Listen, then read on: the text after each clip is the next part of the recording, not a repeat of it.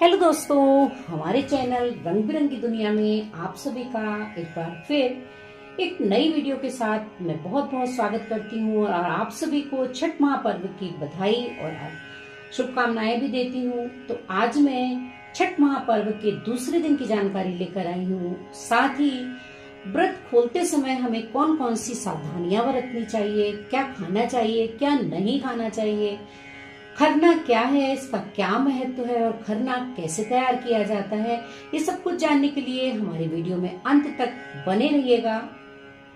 तो सबसे पहले जानते हैं खरना का अर्थ क्या होता है। खरना का अर्थ होता है शुद्धिकरण।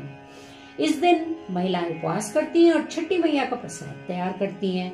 खरना में गुड़ की खीर का रिवाज है। खरना में गुड़ की खीर बनाई जाती है, वो भी मिट्टी के बर्तन में। अगर मिट्टी का बर्तन संभव ना हो तो पीतल का बर्तन भी इस्तेमाल किया जाता है। 4 दिन तक चलने वाला ये छठ महापर्व का व्रत दूसरे दिन, इस व्रत के दूसरे दिन खरना किया जाता है। खरना का अर्थ होता है शुद्धि।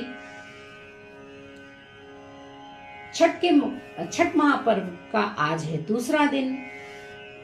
इस दिन महिलाएं उपवास रखती हैं और शाम को छठी मैया का प्रसाद तैयार करती हैं। खरना में गुड़ की खीर बनाने का रिवाज है।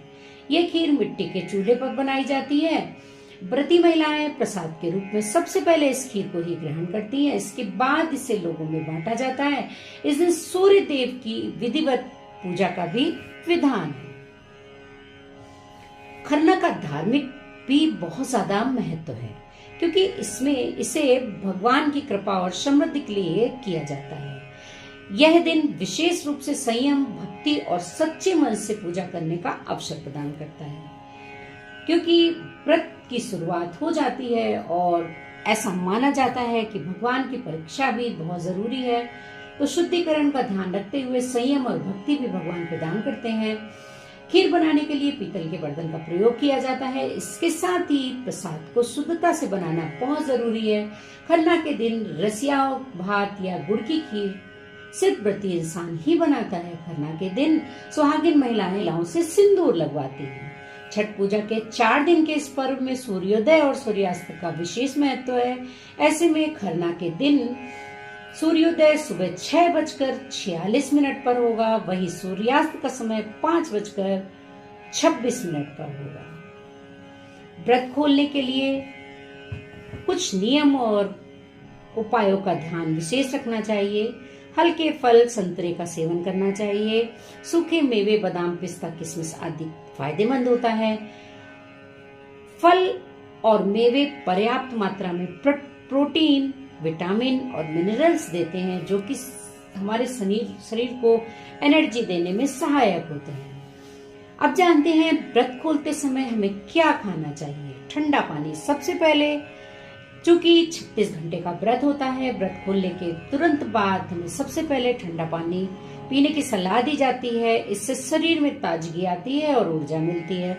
36 घंटे का व्रत खोलने के बाद पानी पीने से शरीर को हाइड्रेशन मिलने की मदद मिलती है। दूसरा आता है सत्तू। सत्तू का सेवन छठ पर्व में व्रत खोलने के समय जरूर किया जाता है। इससे पेट में ठंडक रहती है।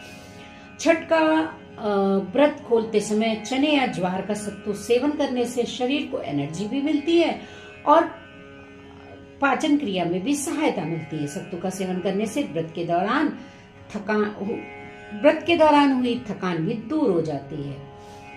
व्रत खोलते समय हल्के फल और मेवे का सेवन करना चाहिए, जैसे केले, सेब, संतरे, सूखे मेवे, बादाम, पिस्ता और किशमिश आदि का सेवन बहुत ही फायदेमंद होता है। फल और मेवे में पर्याप्त मात्रा में प्रोटीन और विटामिन पाया जाता है। तीसरे नंबर पर आता है कद्दू, आलू या शकरकंद।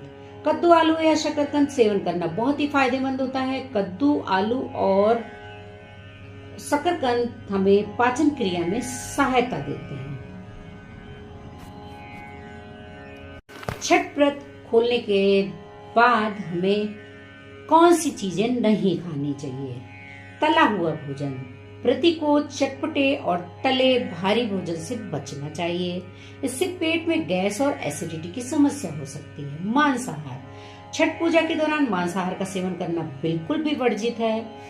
छठ का व्रत खोलने के बाद भी मांसाहार का सेवन करने से बचना चाहिए। मांसाहार जैसे कि चिकन, मटन और मछली का सेवन करने से पेट में दर्द और एसिडिटी भी हो सकती है।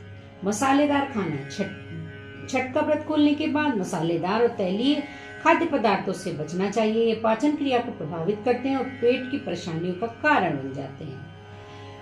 चौथा आता है चाय और कॉफी। ज्यादातर लोग व्रत को खोलने के बाद चाय पसंद करते हैं, लेकिन इससे बचना चाहिए क्योंकि छठ में 36 घंटे का निर्जला उपवास रहता है। व्रत खोलने के बाद तुरंत चाय या कॉफी, किसी भी प्रकार के अन्य कैफीन युक्त खाद्य पदार्थ का सेवन करने से बचना चाहिए। कैफीन का सेवन करने से ब्लोटिंग और एसिडिटी की समस्या हो जाती है।